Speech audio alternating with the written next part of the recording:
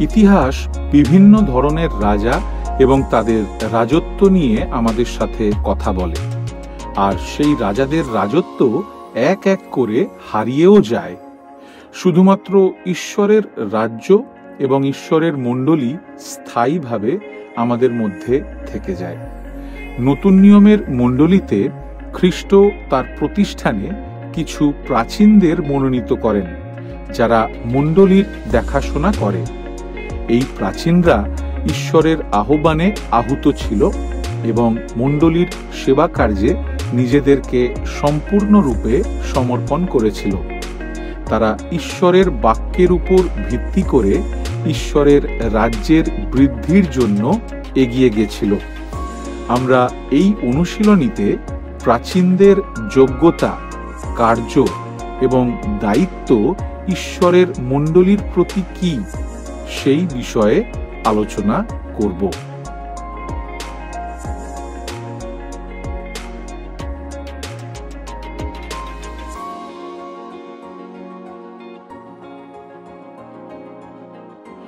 সমগ্র ইতিহাস জুড়ে অনেক বড় বড় প্রতিষ্ঠান এসেছে আর গিয়েছে। আমরা একের পর এক মহান মহান দেশের উত্থান ও পতনের বিষয়ে পড়ে থাকি। সেগুলি যখন তাদের ক্ষমতার শিখরে পৌঁছায়, তাদেরকে এমন অপরাজেয় মনে হয় যেন সেগুলি সবসময়ের জন্য থাকবে, কিন্তু তারপর সেগুলি পড়ে যায় আর পৃথিবী থেকে হারিয়ে যায়, কেবলমাত্র ইতিহাসের বইয়ে পড়ার জন্য থেকে যায়। একই বিষয় আমরা দুর্দান্ত সাফল্যপূর্ণ ব্যবসা ও কোম্পানিগুলির ক্ষেত্রে, আবার আন্তর্জাতিকভাবে প্রভাবিত ও সংযোগপূর্ণ ক্ষমতাসম্পন্ন ও প্রভাবশালী পরিবারগুলিরও ক্ষেত্রে বলতে পারি। তারা একই ধারায় চলে। কেবল একটি রাজ্যই প্রকৃতভাবে স্থায়ী ও অবিনশ্বর, যেখানে অন্যান্য সমস্ত কিছু হ্রাস পায় ও শেষ হয়ে যায়। সেখানে কেবল একটি প্রতিষ্ঠান যুগ যুগ ধরে স্থায়ী হয়ে রয়েছে, এবং তা হল প্রভু যীশু খ্রিস্টের মণ্ডলী।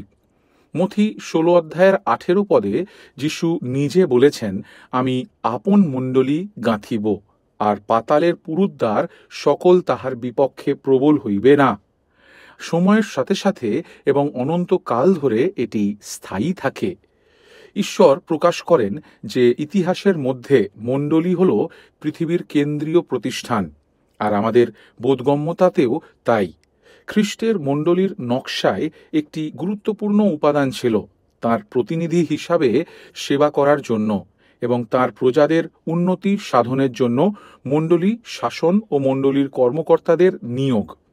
এর মধ্যে প্রাচীনেরা অন্তর্ভুক্ত, যেটি এই সমস্ত বক্তৃতার বিষয়বস্তু। একজন প্রাচীন হলেন অত্যন্ত উচ্চপদস্থ ব্যক্তি। কোনো একজনের বিজ্ঞানে উচ্চতর ডিগ্রি থাকতে পারে, বা রাজনৈতিক পদ থাকতে পারে, অথবা এক বড় নিগমের সিইও হতে পারেন। কিন্তু একজন প্রাচীন হওয়া অনেক মর্যাদার কাজ। কেন?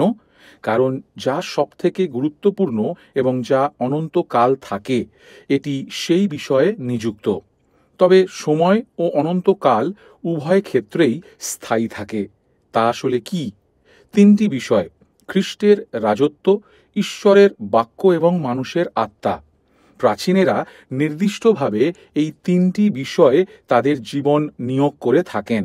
এটা প্রকৃতই এক গৌরবময় আহ্বান, এবং এই বক্তৃতাগুলিতে আমরা যা কিছু অন্বেষণ করব তাতে আমাদের উত্তেজনা বৃদ্ধি হওয়া উচিত। এই মডিউল বা কার্যধারায় আমরা নতুন নিয়মের প্রাচীনদের পদগুলির উপর আমাদের মনোযোগ নিবেশ করছি। প্রারম্ভিক 2টি বক্তৃতায় আমরা প্রাচীন বর্গের পদগুলির বাইবেল সম্মত ভিত্তি সম্পর্কে দেখব। মধ্যবর্তী বক্তৃতাগুলিতে একজন প্রাচীন কে, প্রাচীনের যোগ্যতা, মতবাদ এবং ভূমিকা ও এর সম্বন্ধীয় বিষয়ে বাইবেল কি শিক্ষা দেয় সেই বিষয়ে আলোচনা করব। আর শেষ বক্তৃতাগুলিতে একজন প্রাচীন কি করেন, মান্ডলিক জীবনে তার দায়িত্বের ব্যবহারিক সম্পাদন সম্পর্কে দেখব। এখন যদিও এখনই ব্যবহারিক বিষয়গুলিতে যাওয়ার প্রলোভন আসতে পারে, তবে সেই নির্দেশনায় আমাদের লাভ হবে না যদি না এর পেছনের বাইবেল সম্মত গুরুত্বগুলি না বুঝি। প্রাচীনবর্গ সম্পর্কে সঠিক উপলব্ধির জন্য ও প্রভাবিত করার জন্য আমাদের ঈশ্বরের সমগ্র পরামর্শের এবং শাস্ত্রীয় নীতিগুলির প্রয়োজন। তাদের কাজ অবশ্যই ঈশ্বরের পরিকল্পনা থেকে হতে হবে। প্রভু যীশুখ্রিস্টের মণ্ডলী একটি রাজ্য। এই বাইবেল সম্মত সত্যের অন্বেষণ দিয়ে আমরা এই বক্তৃতাটি শুরু করব। সেই রাজ্যের রাজাকে, সেই রাজ্যটিকে এবং সেই রাজ্যের শাসন ব্যবস্থা সম্পর্কে আমরা বিবেচনা করব। খ্রিস্টের পরিকল্পিত মণ্ডলীতে একজন প্রাচীনের স্থান ও কাজের সঠিক উপলব্ধির জন্য একটি মৌলিক বিষয়। আর তাই প্রথমে আমরা রাজাকে দিয়ে শুরু করি। শাস্ত্রপাঠের মধ্য দিয়ে আমরা জানতে পারি যে ইতিহাসে ঈশ্বরের মুক্তির পরিকল্পনা একদল মানুষকে তাঁর জন্য রক্ষা করার ইচ্ছাকে প্রকাশ করে, অর্থাৎ তাঁর নিজ গৌরবকে প্রকাশ করে। তিনি পৃথিবীতে এক রাজ্য স্থাপন করেছেন যেটি ঈশ্বরের বাসস্থান হিসাবে কাজ করে। তাই ঈশ্বর কিভাবে প্রভু যীশুখ্রিস্টের মণ্ডলীর পরিকল্পনা করেছিলেন তার কিছু প্রধান বৈশিষ্ট্য উপলব্ধির জন্য এটি অপরিহার্য। তাই আপনার বাইবেলটি খুলুন আর প্রেরিতদের কার্যবিবরণী পুস্তকটি আমাদের কাছে মণ্ডলীর প্রারম্ভিক ইতিহাসের ঈশ্বরের অনুপ্রাণিত নথিকে তুলে ধরে। আর নতুন নিয়মের পত্রগুলি নতুন নিয়মের মান্ডলিক জীবন ও কার্যবলী সম্পর্কে ঈশ্বরের নির্দেশনার বিশদ বিবরণকে তুলে ধরে।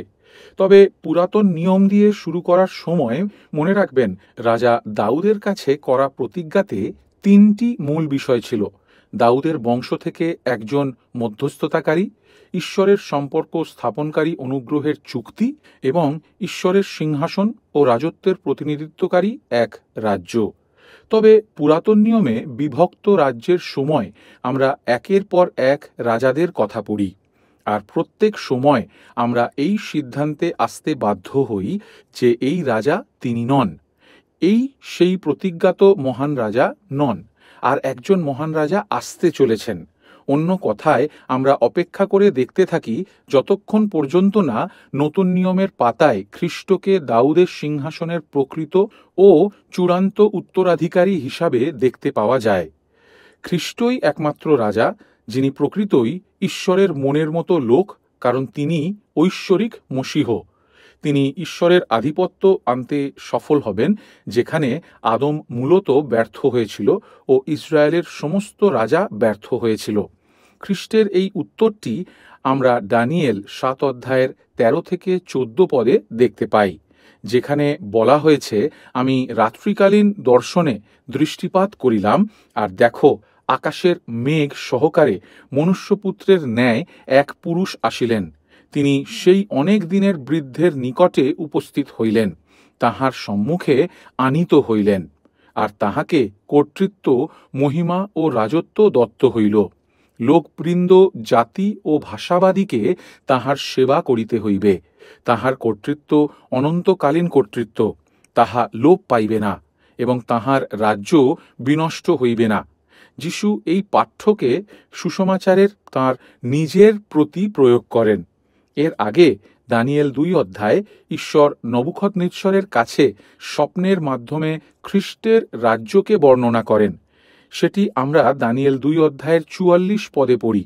আর সেই রাজগণের সময় স্বর্গের ঈশ্বর এক রাজ্য স্থাপন করিবেন, তাহা কখনো বিনষ্ট হইবে না, এবং সেই রাজত্ব অন্য জাতির হস্তে সমর্পিত হইবে না।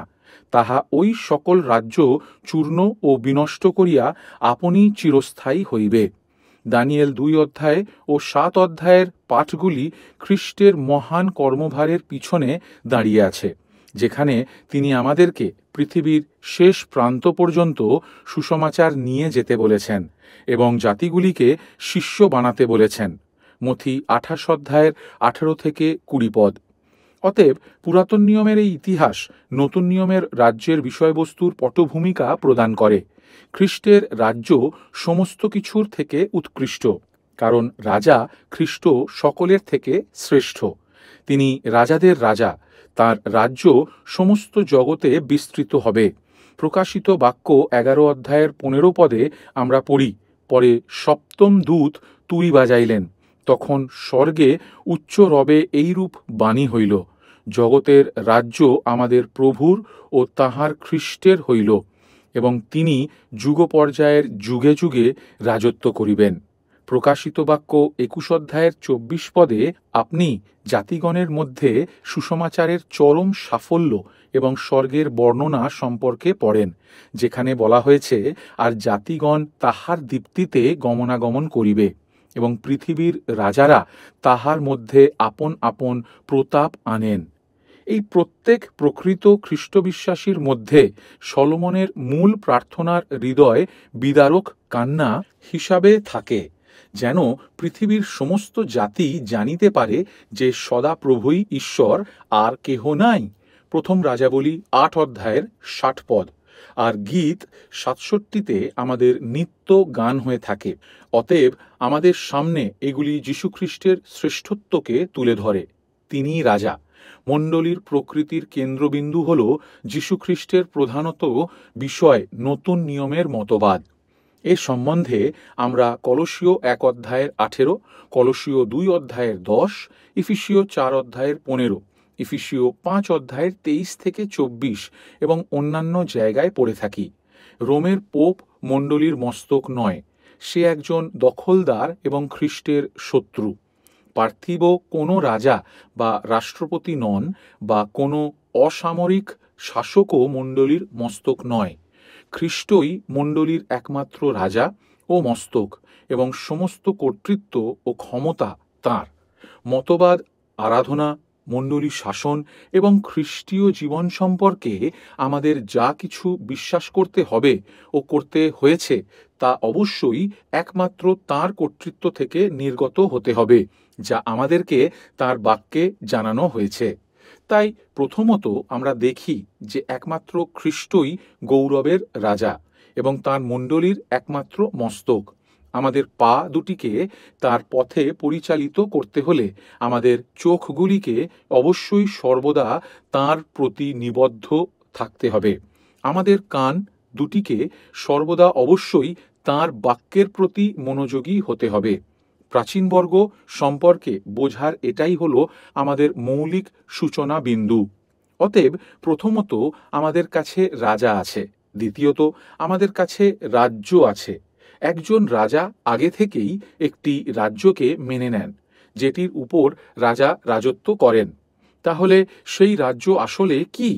তা হল খ্রিস্টের মণ্ডলী।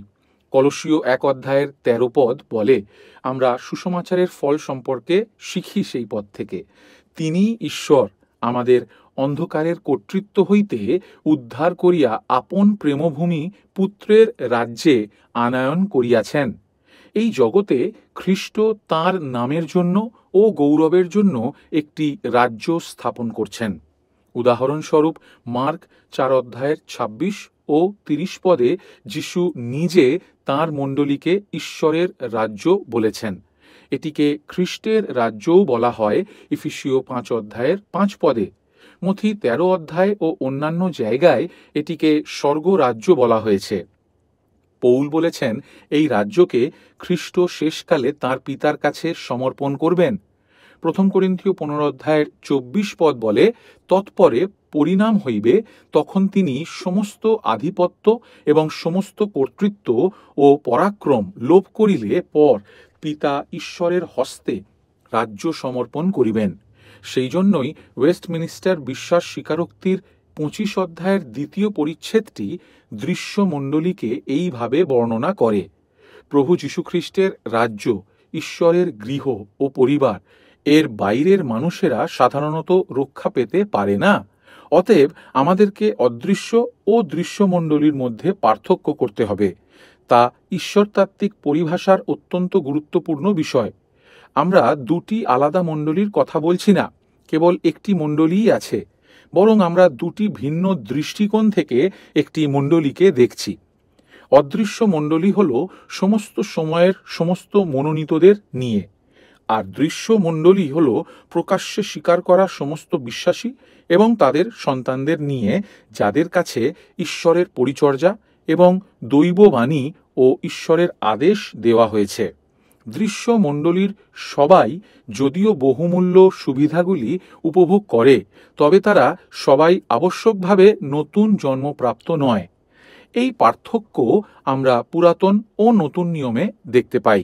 উদাহরণস্বরূপ রোমিও 2 অধ্যায়ের 28 থেকে 29 পদ, কেননা বাহিরে যে যিহুদি সে যিহুদি নয়, এবং বাহিরে মাংসে কৃত যে তকছেদ তাহা তকছেদ নয়, কিন্তু আন্তরিক যে যিহুদি সে যিহুদি, এবং হৃদয়ের যে তকছেদ যাহা অক্ষরে নয় আত্মায়, তাহাই তকছেদ। তাহার প্রশংসা মনুষ্য হইতে হয় না, কিন্তু ঈশ্বর হইতে হয়।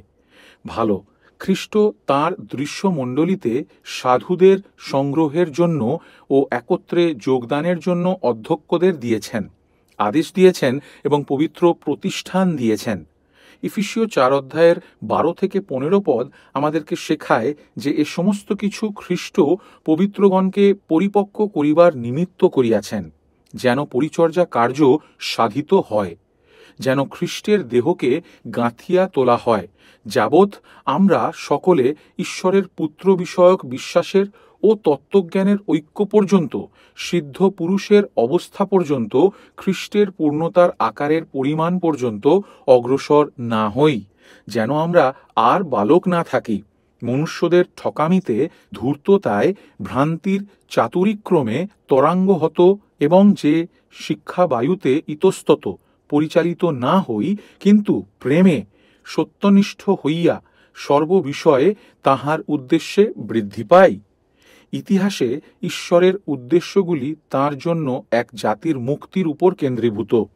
ঈশ্বর তাঁর পুত্রকে ভিত্তিস্বরূপ দিয়েছেন, যার উপর মণ্ডলী গঠিত, যেন তা ঈশ্বরের বাসস্থান হিসাবে কাজ করতে পারে। এই বিষয়ে আমরা গীতসংহিতায় 118তে 22 থেকে 23 পদে গান করি, গাঁথকেরা যে প্রস্তর অগ্রাহ্য করিয়াছে তাহা কোণের প্রধান প্রস্তর হইয়া উঠিল, ইহা সদাপ্রভু হইতে হইয়াছে, ইহা আমাদের দৃষ্টিতে অদ্ভুত। আর এটির পূর্ণতা আমরা ইফিসীয় 2 অধ্যায়ের 20 থেকে 22 পদে পড়ি। তোমাদের প্রেরিত ও ভাববাদীগণের ভিত্তিমূলের উপরে গাঁথিয়া তোলা হইয়াছে, তাহার প্রধান কোণস্থ প্রস্তর স্বয়ং খ্রিস্ট যীশু। তাহাতেই প্রত্যেক গাঁথনি সুসংলগ্ন হইয়া প্রভূতে পবিত্র মন্দির হইবার জন্য বৃদ্ধি পাইতেছে। তাহাতে আত্মাতে ঈশ্বরের আবাস হইবার নিমিত্ত তোমাদিগকেও একসঙ্গে গাঁথিয়া তোলা হইতেছে। তাই ঈশ্বর তাঁর মণ্ডলীতে বাস করেন এবং সেখানে তাঁর উপস্থিতিকে প্রকাশ করেন। 1 করিন্থীয় 14 অধ্যায়ের 24 থেকে 25 পদ ঈশ্বর আরাধনায় এক অবিশ্বাসী অতিথির অভিজ্ঞতাকে বর্ণনা করে। তা বলে, কিন্তু সকলে যদি ভাববাণী বলে আর কোনো অবিশ্বাসী কি সামান্য ব্যক্তি প্রবেশ করে, তবে সে সকলের দ্বারা দোষীকৃত হয়, সে সকলের দ্বারা বিচারিত হয়, তাহার হৃদয়ের গুপ্ত ভাব সকল প্রকাশ পায়, এবং এইরূপে সে অধোমুখে পড়িয়া ঈশ্বরের ভজনা করিবে, বলিবে, ঈশ্বর বাস্তবিকই তোমাদের মধ্যবর্তী। মণ্ডলী খ্রিস্টের রাজ্য, খ্রিস্টের গৌরব প্রদর্শনের জন্য অবস্থিত। কলসীয় 1 অধ্যায়ের 18। আর তিনি দেহের অর্থাৎ মণ্ডলীর মস্তক, তিনি আদি, মৃতগণের মধ্য হইতে প্রথম জাত, যেন সর্ববিষয়ে তিনি অগ্রগণ্য হন। খ্রিস্টের সম্মানকে অস্বীকার না করে আমরা মণ্ডলীর বাইবেল সম্মত মতবাদকে বা মণ্ডলীর শাসন সম্পর্কে বাইবেলের শিক্ষাকে পরিত্যাগ করতে পারি না। অতএব এই সমস্ত কিছু পরিষ্কার করে যে মণ্ডলী মানুষের কার্যকরী সম্মেলন নয়, তা কেবল ঈশ্বরের সন্তানদের সহভাগিতাকে সংগঠিত করার ব্যবহারিক উপায় নয়। এটি ঈশ্বরের উদ্দেশ্যের উন্নতির জন্য এবং জগতে তাঁর গৌরবের প্রদর্শনের জন্য তাঁর দ্বারা স্থাপিত ঐশ্বরিক প্রতিষ্ঠান, এবং তিনি সেটিকে আশীর্বাদ করেছেন। প্রেরিত 2 অধ্যায়ের 47 পদের মতো বিভিন্ন জায়গায় আমরা পড়ি, তাহারা ঈশ্বরের প্রশংসা করিত এবং সমস্ত লোকের প্রীতির পাত্র হইল, আর যাহারা পরিত্রাণ পাইতেছিল প্রভুর দিন দিন তাহাদিগকে তাহাদের সহিত সংযুক্ত করিতেন। ফলস্বরূপ বাইবেল বিশ্বাসীদেরকে তাঁর দৃশ্য মণ্ডলী ও ঐশ্বরিক নিযুক্ত মণ্ডলীকে পরিত্যাগ করতে বা বিচ্ছিন্ন হতে অনুমতি দেয় না। বেলজিক স্বীকারোক্তির 28 নম্বর অনুচ্ছেদটি এটিকে স্পষ্টভাবে বলে। এটি বলে, আমরা বিশ্বাস করি যেহেতু পবিত্র মণ্ডলী হল পরিত্রাণ প্রাপ্তদের এক সমাবেশ, এবং এর বাইরে কোনো পরিত্রাণ নেই। কোনো ব্যক্তি যে অবস্থা বা পদমর্যাদারই হোক না কেন, এটি থেকে পৃথক রাজ্যে বসবাস করার জন্য নিজেকে প্রত্যাহার করা উচিত। কিন্তু সমস্ত লোকের কর্তব্য হল এতে যোগ দেওয়া এবং নিজেদেরকে সংযুক্ত করা, মণ্ডলীর ঐক্যকে বজায় রাখা, মণ্ডলীর মতবাদ ও শৃঙ্খলার প্রতি নিজেদেরকে সমর্পণ করা, যীশুখ্রিস্টের জোয়ালির অধীনে নিজেদেরকে নত রাখা এবং এক শরীরের পারস্পরিক সদস্য হিসাবে ঈশ্বরের দেওয়া প্রতিভা অনুযায়ী ভাইদের নৈতিক উন্নতির জন্য সেবা করা। অতএব আমাদের একজন রাজা আছেন, আমাদের একটি রাজ্য আছে। তৃতীয়ত, আমাদের কাছে এই রাজ্যের শাসন আছে। একজন রাজা যেমন আগে থেকেই একটি রাজ্যকে মেনে নেন, তেমনি একটি রাজ্য সেই রাজ্যের শাসনকেও মেনে নেয়। শাস্ত্রের মধ্যে খ্রিস্ট ঐশ্বরিক নিযুক্ত মণ্ডলীর শাসন দেখিয়েছেন। ঈশ্বর পৃথিবীতে বিভিন্ন কর্তৃত্বের কাঠামো নিযুক্ত করেছেন, তাদের প্রত্যেকটির নিজস্ব প্রতীক আছে। অতএব আপনার কাছে রাজ্য আছে, আর তার প্রতীক হল তলোয়ার। আপনার কাছে মণ্ডলী আছে এবং সেটিকে চাবির প্রতীক দেওয়া হয়েছে। রাজ্যের চাবি আর পরিবার ও পারিবারিক শৃঙ্খলার জন্য আপনার কাছে দণ্ডের প্রতীক রয়েছে। ভালো, আমরা এই বক্তৃতাতে তাঁর মণ্ডলীর শাসন সম্পর্কে দেখব এবং আরাধনার আদেশের মতোই মণ্ডলীর কাঠামো ও সংগঠন মানুষের প্রবর্তন ও সৃষ্টিশীলতার জন্য খোলা নেই। তিনি যা অনুমোদন করেছেন তার বাইরে এরকম কিছু বিষয় তৈরি করা বা যোগ করা অথবা বাদ দেওয়া আমাদের পক্ষে বেআইনি। এই নিয়োগ কেবল খ্রিস্টের বিশেষ ক্ষমতার উপর থাকে। মণ্ডলীর মস্তক ও রাজা হিসাবে খ্রিস্ট এক নির্দিষ্ট মণ্ডলীর শাসন নির্ধারণ করেছেন এবং আমরা তাঁর নিয়োগ থেকে পালাতে পারি না, বরং তিনি যা অনুমোদন করেছেন আমরা কেবল তা গ্রহণ করতে পারি এবং তার আজ্ঞা পালন করতে পারি। সমস্ত কর্তৃত্ব খ্রিস্টের কাছেই থাকে। মণ্ডলীর কর্তৃত্ব এবং মণ্ডলীর ক্ষমতা সম্পর্কে বাইবেল যা বলে তা বিবেচনা করলে এটি দেখা যায়। এটি সম্পর্কে চিন্তা করুন।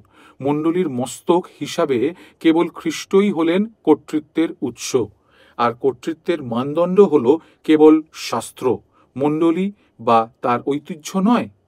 তাহলে মণ্ডলীর কাছে কোন ক্ষমতা আছে? অর্থাৎ খ্রিস্টের রাজ্যের পরিচালনায় অধ্যক্ষেরা তাদের দায়িত্ব পালনে কোন ক্ষমতা প্রয়োগ করেন? সংক্ষেপে, মণ্ডলীর ক্ষমতার প্রকৃতি সম্পর্কে বাইবেল আমাদেরকে অল্পই বলে থাকে। তা আমাদেরকে প্রথমত বলে এটি ঘোষণামূলক, আইন প্রণয়নমূলক নয়।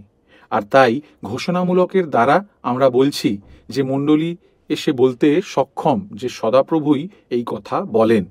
মণ্ডলী ঈশ্বরের বাক্যকে সমর্থন করার জন্য। মণ্ডলীর আইন প্রণয়নের ক্ষমতা নেই।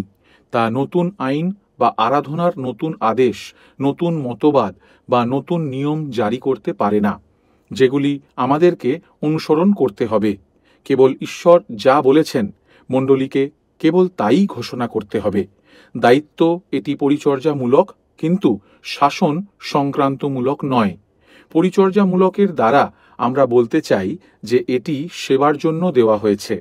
পালককে পরিচর্যা করার জন্য এটি দেওয়া হয়েছে। এটি শাসক সংক্রান্তমূলক নয়। ঈশ্বরের পালের উপর কর্তৃত্ব করার জন্য এটি দেওয়া হয়নি। সেই জন্য প্রথম পিতর 5 অধ্যায়ের প্রারম্ভিক পদগুলিতে পিতর এটিকে স্পষ্ট করেছেন, যেখানে বলা হয়েছে আমরা ঈশ্বরের উত্তরাধিকারের উপর কর্তৃত্ব করব না। তৃতীয়ত, এই ক্ষমতা আত্মিক, শারীরিক নয়। তাই এটি আত্মার সাথে সম্পর্কযুক্ত বিষয়গুলির সাথে সম্পর্কিত ইত্যাদি।